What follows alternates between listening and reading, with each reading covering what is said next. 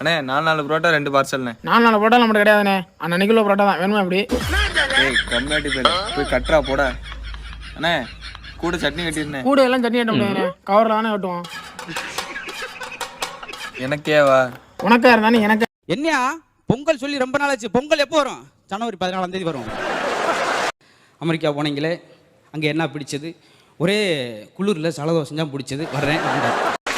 அன்றைக்கி சின்ன பிள்ளை ஒரு ஆள் சப்புன்னு ஒன்று விட்டுட்டு போனார் கன்னத்தில். கூப்பிட்டு ஆறா ஒன்று உன் கன்னத்தில் சப்புன்னு ஒன்று விட்டுட்டு போகிறேன் ஆறா.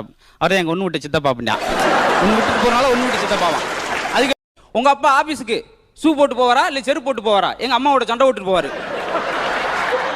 சிக்கன் குனியா வராமல் இருக்க என்ன செய்யணும்? சிக்கன் சாப்பிடும்போது குனியாமல் இருக்கணும்.